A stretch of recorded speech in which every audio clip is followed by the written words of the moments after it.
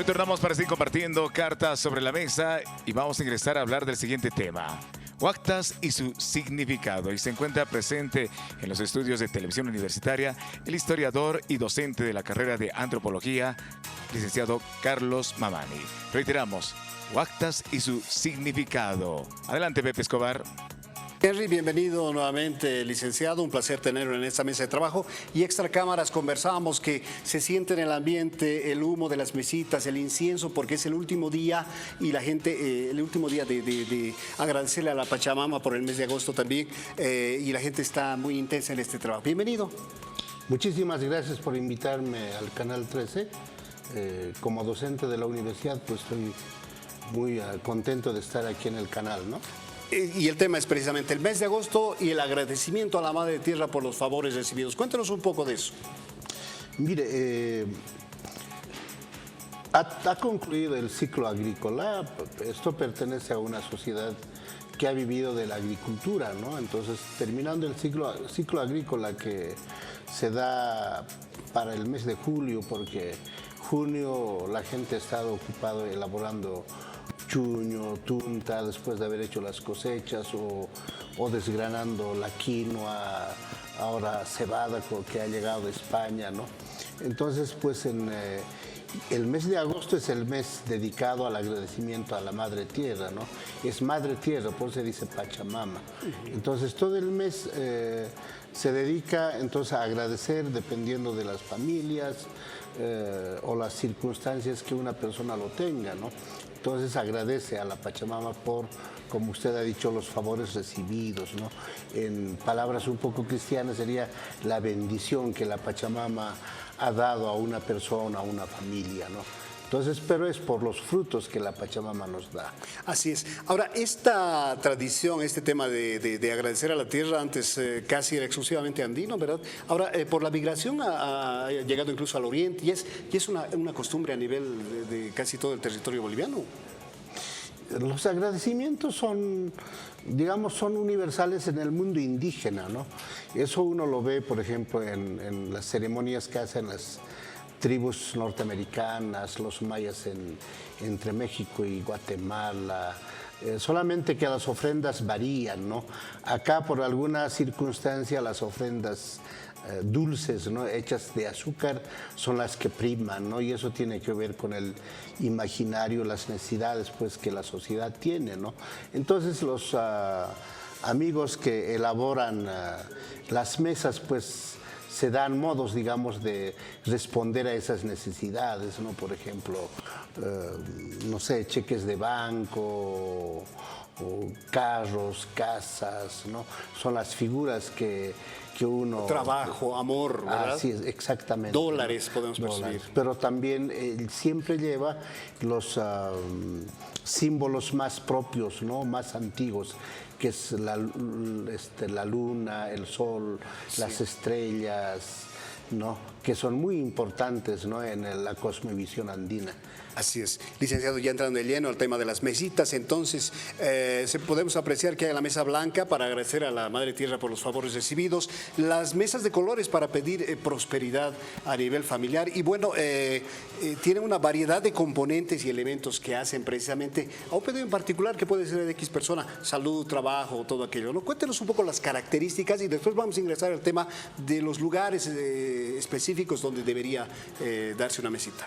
Es que las mesas, como le decía, tienen que ver con las necesidades que uno tiene, así que cuando usted va a la tienda donde ofrecen estas mesas, pues le dice, quiero estos elementos y le van a preparar, ¿no? Si es para salud, agradecimiento por un bien recibido o las necesidades que uno tiene. Trabajo, ¿no? Se pide mucho, ¿no? O trabajo, entonces uno, si es arquitecto, pues entonces será algo que recuerde que al taller de arquitectura o usted que es comunicador, un micrófono. Un canal yo quiero pedir. No, un canal, ¿no? Así para tener el poder del canal. Pero lo que tiene que ver con este mes es que dicen en Aymara, Lacan Paxi, ¿no? Es el mes que tiene la boca abierta, dice, ¿no? Entonces los mayores dicen, uno pide, hay que saber pedir, ¿no? Pero no es tanto el mes tampoco. Otros dicen que es la Pachamama que tiene la boca abierta, ¿no? Es decir, ¿no es exclusivo en agosto? Es en agosto, pues en agosto, por eso dicen Tlacanpaxi, ¿no? Que el mes de agosto es el mes que tiene la boca abierta, ¿no? Ahí es entonces se brinda porque la Pachamama es la que se alimenta. Y también uno comparte, ¿no? En las ceremonias más familiares se brinda el alimento a la Madre Tierra, pero también las familias comparten el alimento después de haber hecho la ofrenda, ¿no? Entonces es muy importante esa idea de que es el mes que tiene la boca abierta o la tierra tiene la boca abierta, ¿no? Entonces tanto para servirse lo que uno ofrenda, pero también para en cierta forma conversar, ¿no? Para pedirle uno, quiero este bien, o quiero terminar mis estudios, quiero viajar, ¿no? O quiero salud, dependiendo de la necesidad de cada uno, ¿no? Entonces es muy importante ese concepto de que la tierra tiene la boca abierta, o el mes de agosto es el mes que igualmente tiene la boca para expresar, ¿no? Así es. Ahora, hay elementos vitales, digamos, en las mesas, ¿no? Se puede percibir zulius de llama, canela, azúcar, coca. Cuéntanos un poco las características de las mesas. Bueno, las mesas antiguas eran más con frutos vegetales, ¿no? Por ejemplo, semillas secas, ¿no? Quinoa, cañagua, ¿no? Y el infaltable suyo, ¿no? O sea, pero depende, ¿no? O sea, cuando son ofrendas muy importantes, entonces va el suyo, ¿no? Que tiene que ser de llama, no puede ser de otro elemento, no de otro animal. Y entonces eso, como le decía, se va complementando pues con los símbolos, digamos, de dinero, banco, casas, carros o estudios, ¿no? Y con elementos que, como les decía, son parte del imaginario, ¿no? Por ejemplo, las nueces, ¿no? Entonces uno tiene que abrir la nuez y la nuez tiene que estar rellenita y tener el color blanco si es que se rompe. Y eso tiene cierta... Es como premonitorio, ¿no? Entonces, esas son las partes centrales, ¿no? Pero también, por ejemplo, si es de colores la mesa, entonces lleva lana de alpaca teñida, ¿no? En color rojo, que dicen chupica, y blanco también, ¿no? Entonces, son varios símbolos que los que hacen la ofrenda, los guías espirituales conocen, ¿no? Ahora, hemos visto en algunas mesas manzanas. ¿Qué significa la manzana? Eso debe ser por algún gusto particular. La manzana no es un fruto nativo. Es un elemento tradicional. Claro, no es un elemento propio de aquí, ¿no? Así que alguien debió poner. Es que ahora, es que esa influencia viene también, le decía, de Centroamérica, donde las ofrendas son ante todo vegetales, ¿no? Frutas, ese tipo de cosas, ¿no? Que son las ofrendas que dan a la Madre Tierra. Acá nosotros lo que hacemos es dar la ofrenda y quemarlo en el fuego, ¿no? Hay la presencia muy importante del fuego. En las otras culturas no hay la presencia del fuego. ¿Se entierra eso? Sí, se entierra porque es la comida sagrada, entonces uno tiene que enterrarlo siempre, ¿no? Porque después puede algún animal venir o alguien pisar, ¿no? Claro, le preguntaba en el sentido de que si no se quema, en la Argentina estuve leyendo previamente que se entierran estas ofrendas, si no las queman las entierran directamente, y aquí el producto final también es enterrado, ¿verdad? No, lo andino siempre pasa por el fuego consume la ofrenda y se lo entierra, pero no es que la ofrenda se lo da de manera... o sea, sin consumir, sin quemar con el fuego, ¿no? Ahora, hay alguna gente, eso debe ser su interpretación, ¿no? Camioneros en el Alto que queman, que entierran una llama viva, creo, que me parece bastante malo, ¿no? Porque deberían sacrificar al animal, y en otros lugares, en lo más tradicional, es que sacrifican el animal, ¿no? Pero el animal es consumido por los asistentes a la ceremonia, ¿no? O sea, la idea es compartir con la Madre Tierra o con el santuario, ¿no? Porque también hay santuarios especiales, y cuando el guía espiritual está ofrendando la mesa, pues nombran a una cantidad lugares sagrados, por ejemplo, dicen Cajaque, que está a los pies de Huayna Potosí, Japilla, que está en el lado peruano del lago Titicaca, Uchumachi, que es un cerro impresionante en Coroico, o Illimani, Sajama, al que dice el doctor cerros, ¿no? Sajama, entonces se va invocando a los santuarios. Son santuarios huacas, ¿no?, que son muy importantes. Y ahí quiero llegar. En este mes se puede apreciar que se hace mesas en las puertas de los negocios, en los patios de los domicilios, pero hay gente que busca lugares, las zapachetas, las conocidas zapachetas. Esos son los lugares, digamos, donde mayormente debería practicarse eso, desde que las partes altas. ¿Cuál es la situación, licenciado? Lo que generalmente, digamos, dicta la tradición es que la persona oferente, ¿no?, o el grupo, el gremio, consulta con el guía espiritual que decimos yatiri, ¿no? El yatiri consulta a su vez con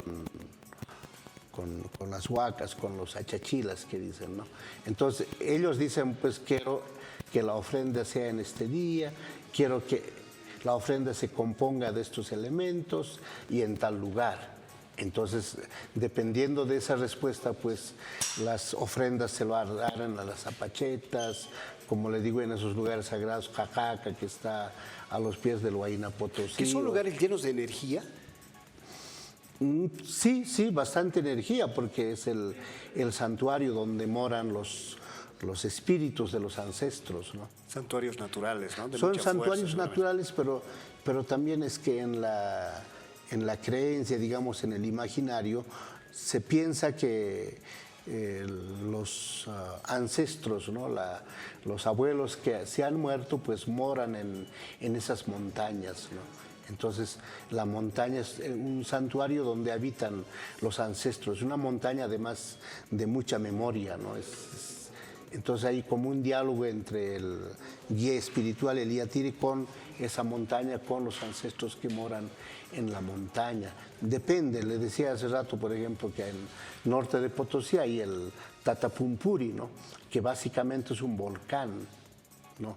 Entonces hay un santuario cristiano, pero encima de eso está el volcán, ¿no? Es lugares especiales, sin duda con mucha energía y la fuerza telúrica que requiere el tema. Agosto es el tema donde la tierra está con la boca abierta, ya lo decía. Otros meses también son posibles, festividades, entiendo, ¿no? Claro, otros meses sí, carnavales, por ejemplo, ¿no? Carnaval es también un mes de la Pachamama, ¿no? El 21 de junio, 21 de septiembre, 21 de diciembre, depende de la necesidad y depende del calendario ritual. O sea, el mes de agosto es como el mes de la Pachamama en sí, pero también hay santuarios que festejan en tal o en una determinada fecha. Que coinciden con equinoccios y con solsticios, ¿verdad? Así es. Pero también quería decirle, por ejemplo, que un etnohistoriador muy conocido, Natán Huachtel, sostiene que él, cuando trabajó en los chipayas hicieron una ceremonia que era la limpieza de las enfermedades, ¿no? Yumpaca es el término. Entonces, es cuando hacen la limpieza de la Pachamama. Y él establece que esa fiesta de limpieza en Chipaya ocurre en la fiesta de Santa Clara, que es el 11 de agosto. Entonces hay una coincidencia también con agosto, pero es un poco más complejo porque es un despacho de las enfermedades, de las epidemias, pero también la limpieza de la tierra, porque cuando llegaron los españoles aquí hubo un sacerdote jesuita español o italiano, Giovanni Anello de Oliva.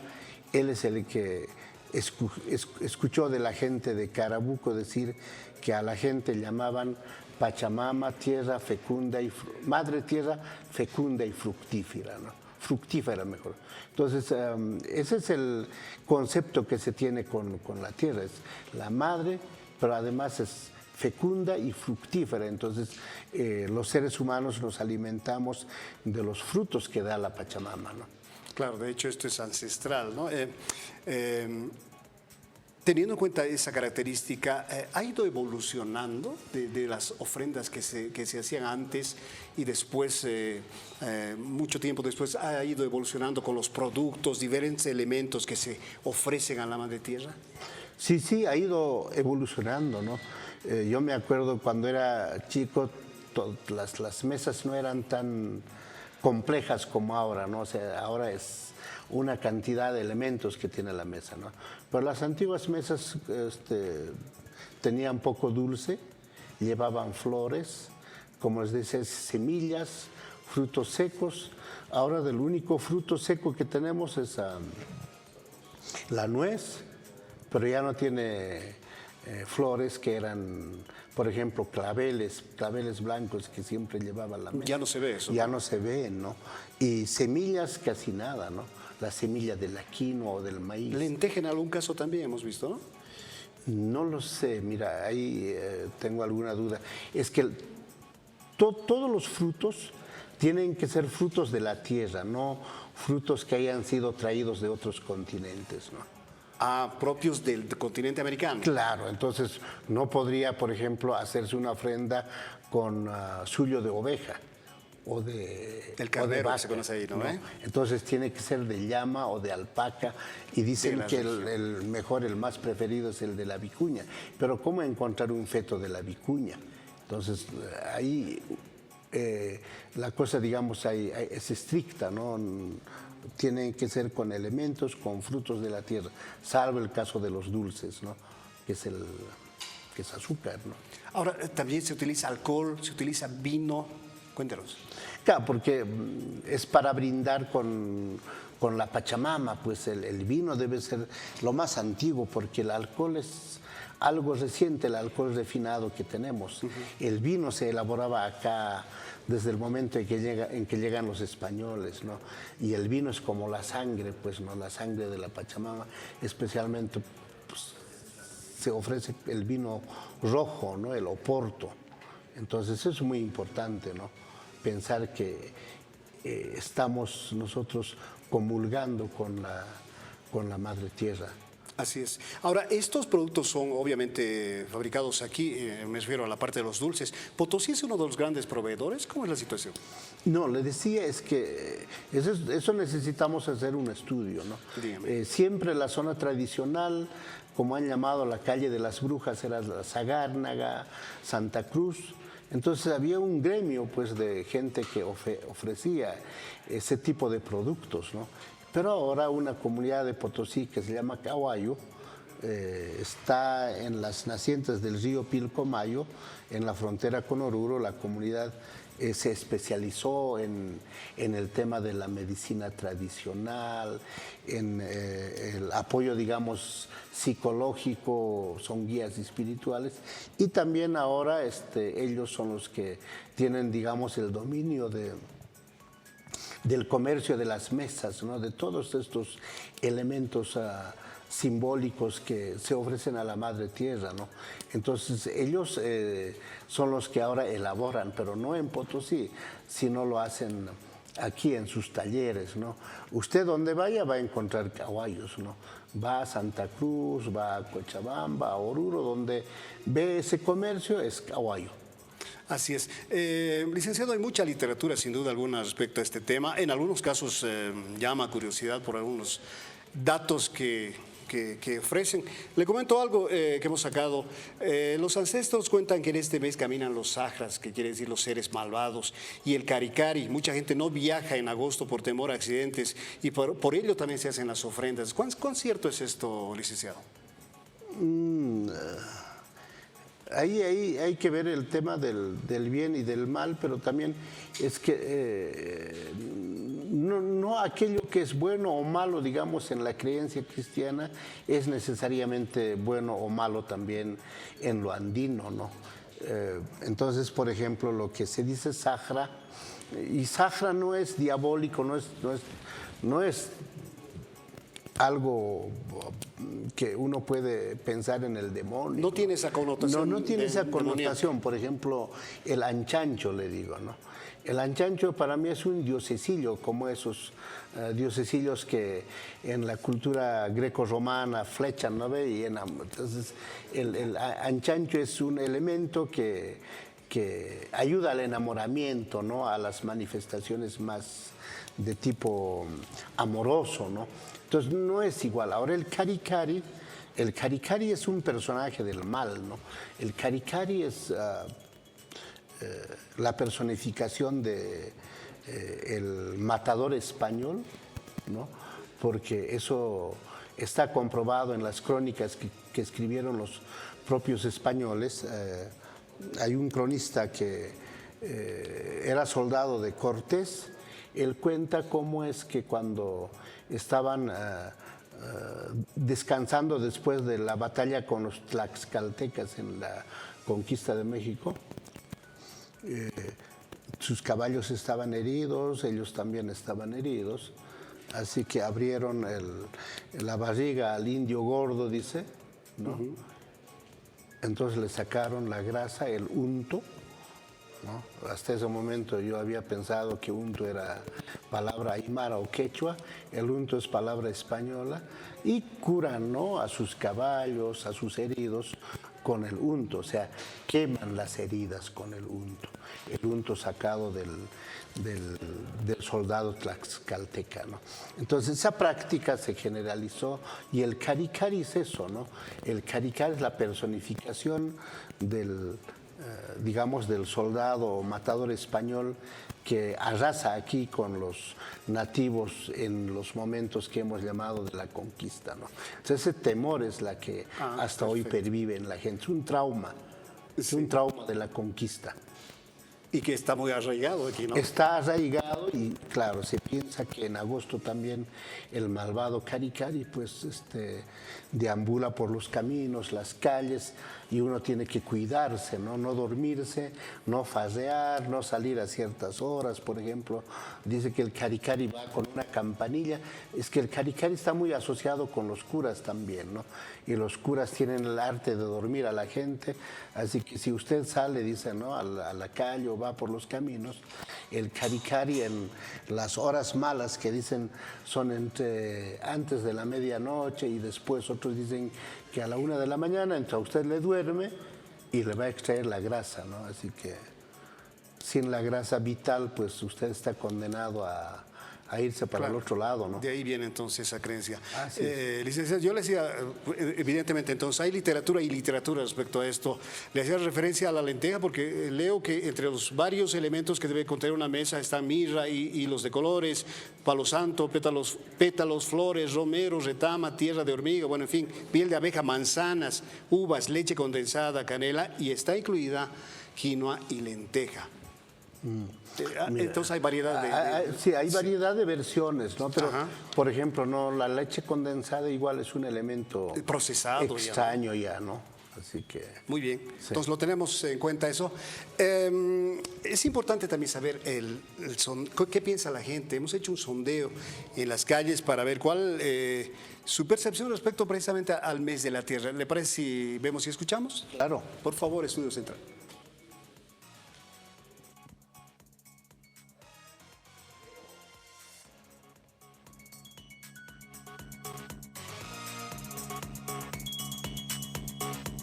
Mientras preparamos el sondeo, vamos a ir con las respuestas que tenemos en las redes sociales.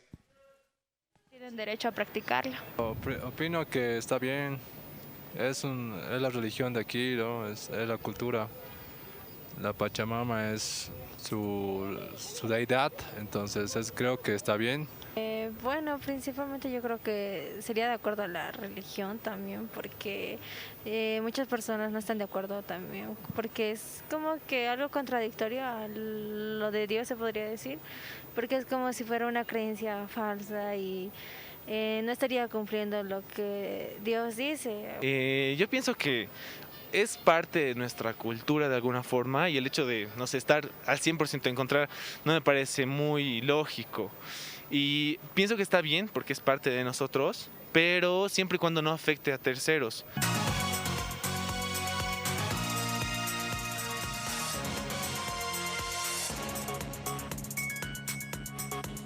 De acuerdo a una respuesta que hay en una de las personas, ¿está reñida con la religión una ofrenda para la Pachamama? Claro, es que, como le decía hace rato, que lo que está en la religión, en las creencias, incluso en la moral cristiana, no necesariamente tienen que ser iguales o similares en la religiosidad andina, ¿no?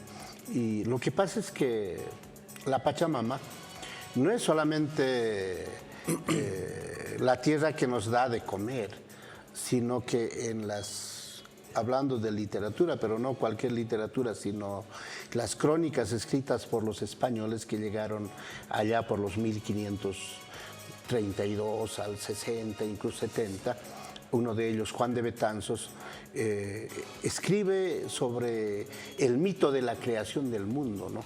El mundo se crea en el lago Titicaca, donde está Tiwanaku, y el dios creador es Contiquivirajocha, ¿no? El dios andino. Y entonces este dios andino hace figuritas en piedra, ¿no? De varios grupos humanos, de varias culturas, por decir. Y con unos ayudantes que vienen les dice, tú vas a llevar estas figuritas a tal lugar y vas a decir, salgan.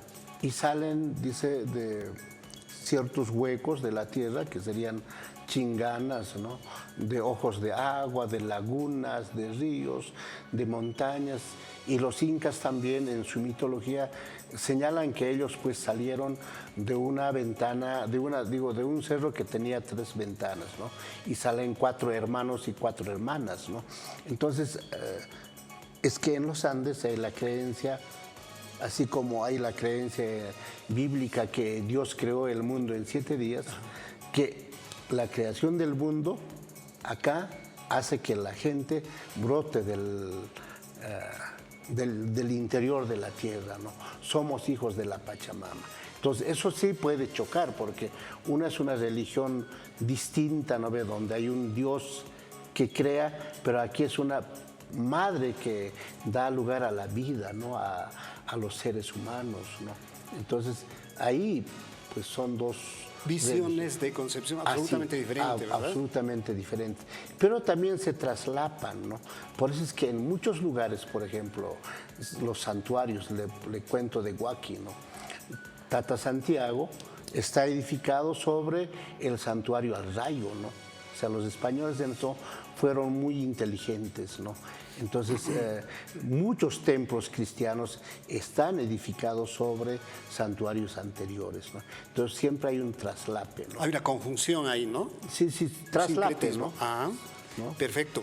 Muy bien, le propongo, licenciado, también ver lo que percibe el televidente a través de las redes sociales. Henry, tenemos material al respecto. Exactamente, atención, esta era la consulta. ¿Usted qué opina de las ofrendas a la Pachamama? Aquí van las respuestas. Las ofrendas de fines de agosto son de las pocas tradiciones que no son tergiversadas al 100% por el consumo de alcohol. Aún hay personas que creen de verdad y no lo usan de excusa para consumir bebidas alcohólicas. Respeto a las costumbres y creencias, pero todo lo que queman en estas mesas es un atropello al aire y por lo tanto a la misma Madre Tierra. Buenas noches, Cartas sobre la Mesa. Vivimos en un país tradicional donde la tierra es muy importante para nosotros. Por eso entregamos una ofrenda como muestra de agradecimiento a la Pachamama por habernos brindado la cosecha. Buenas noches, Cartas sobre la Mesa. Las ofrendas que practicamos actualmente son el legado que nos dejaron nuestros antepasados. Nuestra cultura es muy tradicional en este tipo de actos, ya que para ello la Pachamama es sagrada. Si bien toda la población no practica este tipo de ofrendas, creo que sí deberían respetarlas. Es una tradición muy linda, una de las tradiciones que tiene Bolivia. Yo ya realicé mi mesa. Es una de las tradiciones más antiguas en nuestro país, por eso debemos respetarla siempre y cuando no dañen a ningún ser vivo. Saludos desde Chasquipampa. Las ofrendas a la Pachamama no debe ser el mismo que en la época precolombina. Ya dijeron que el vino lo trajeron de España, lo mismo que el azúcar para los dulces. En cuanto a los suyos, incluso se dice que ofrecen hasta humanos, ya sean fetos o adultos, pero eso sería aparte de una maldad, un delito. Mientras no hagan daño y las ofrendas sean benignas, está bien, porque de eso se trata el equilibrio con la naturaleza, la vida y la Pachamama. Respuestas que nos han llegado a nuestras redes sociales. Pepe Escobar. Gracias, Henry. Y licenciado, está muy arraigada esta tradición, ¿verdad? La gente cree mucho en esta ofrenda a la Pachamama. ¿Cómo ve estas respuestas? Todas muy atinadas, ¿no? Salvo una confusión que surgió hace rato, ¿no? Que un muchacho dijo que había sido ofrendado como suyo, ¿no? Suyo es feto, ¿no? Entonces es feto de llama, puede haber otros fetos también, ¿no? Pero una persona mayor no puede ser feto, ¿no? Aunque se dice que también hay gente que ofrenda, ¿no? Ahora que hay mucha actividad minera, entonces dicen que... Pero eso desde la época de los españoles, en Potosí ofrendaban seres humanos, etcétera, ¿no? Pero el suyo es suyo, ¿no? Y lo que se ofrenda son suyos de llama o de alpaca y cuando pueden consiguen el feto de vicuña, ¿no? Claro, usted hacía referencia al caso de días pasados donde un joven en estado de ebriedad habría despertado, enterrado. Licenciado, hay una película al respecto que se llama Cementerio de Elefantes. ¿Es un mito urbano esto de que para que haya suerte en la construcción de un edificio, en algunos casos se entierren seres humanos? Sí es un mito urbano, ¿no? Pero no estamos negando, puede haber, por eso se dice mito, ¿no? Entonces habrá que investigar. Ahí tenemos a las autoridades, la fiscalía, la policía, para ver si realmente eso ocurre o no ocurre. Yo de niño escuché, por ejemplo, que cuando construían la autopista, pues donde ahora está la curva del Diablo, un tractor se perdió, ¿no? Y entonces tuvieron que, seguramente se hundió el tractor. Entonces dicen que ahí hicieron un entierro, ¿no? Para que las obras continúen y continúen. Entonces hay ese tipo de versiones, pero desde siempre, no es una cosa reciente. Así es. Ahora, si hablamos de las apachetas como lugares llenos de energía, las huactas y todo eso, ¿es evidente también esa existencia, yendo concretamente al ejemplo que usted mencionaba, la curva del diablo, ¿tiene algún magnetismo negativo, si se quiere? El asunto es que es como los cholets, ¿no? O sea, hay una tergiversación, ¿no? Una mala traducción. La curva del diablo es un decir, ¿no? Porque no hay diablo, pues, o sea, en lo andino no existe diablo, ¿no? Cuando dicen supay o como era que hace rato me decían los seres estos que andan por... los caricaris. El caricar es un malvado, pero yo le decía el anchancho, ¿no? Ya, ¿no? perfecto. Entonces esos seres no son malignos, pues no son diabólicos. Los sahras, seres malvados. Los sahras, ¿no? Sí. Entonces uno lo traduce como diabólico, porque claro, es que eso está muy ligado a la extirpación de las idolatrías, a lo que los curas hicieron tanto esfuerzo de decir, no hagas eso, no creas en eso porque es diabólico. Pero en sí no es diabólico, o sea, depende, o sea, eso se dio de acuerdo al proselitismo que estaban haciendo los españoles. Igual cosa hacen ahora las iglesias protestantes, las fundamentalistas, ¿no? Entonces, no hay que traducirlo de esa forma, ¿no? Entonces, la curva del diablo es un nombre reciente que se le ha dado. Ahora, que si es un lugar importante, lo es. ¿Qué dice? ¿Los delincuentes se van a encomendar ahí para que les salga bien un golpe, digamos? ¿Una fechoría por ahí? Sí, yo también escuché que hay algún santo que dice es el santo de los maleantes, no me acuerdo del santo. Sí, sí. ¿No? Entonces, hay esas versiones populares, pues, ¿no? Que son mitos urbanos, ya lo decíamos. Son mitos urbanos y son mitos, digamos, actuales, ¿no? Perfecto. Licenciado, se nos ha acabado el tiempo, pero si usted quiere agregar algo más por este tema de las ofrendas a la Pachamama por el mes de agosto, es importante, ahorita ya lo decíamos, está lleno de humo la ciudad de La Paz y me imagino el país en general. Su despedida, por favor, y reflexión final. Mire, la universidad y la Facultad de Ciencias Sociales, la carrera de Antropología y Arqueología han hecho mucho esfuerzo en apoyar a los pueblos indígenas para la defensa de su territorio, la lucha contra los megaproyectos, la minería informal, etcétera. Y todo eso es pues la militancia que uno tiene con la tierra, porque la tierra, así como es nuestra madre y es fecunda, así como la mujer es fecunda, no podemos envenenarla, ¿no? Hay mucha contaminación de mercurio en la Amazonía. Si usted va, por ejemplo, al lago Titicaca, lo que pasa es que la ciudad del Alto y Biacha están contaminando el lago Titicaca. La minería ha matado al lago Popó con la contaminación. Entonces, muy importante reflexionar acerca del significado de Madre Tierra, ¿no? Y eso no necesariamente tiene que ver con que uno crea que es hijo de la tierra. No, simplemente es ver cómo preservamos. Cuidar nuestra casa, ¿no? La única casa que tenemos hasta este momento, no hay ninguna certeza de que podamos tener otra casa aparte de esta. Entonces, eso es lo más importante. Yo creo que ese es el mensaje que debemos tener, ¿no? Y ustedes especialmente con las cámaras que tienen la televisión, el mensaje que debe llegar a nuestros estudiantes, a la población de La Paz y del país en general, ¿no? Perfecto, muchas gracias. Fue un placer tener en esta mesa de trabajo, licenciado Carlos Mamani. A usted, pues, muchísimas gracias. Muy bien, gracias. Es recta final y el tiempo se nos está yendo. Henry, ¿qué tenemos? Exactamente.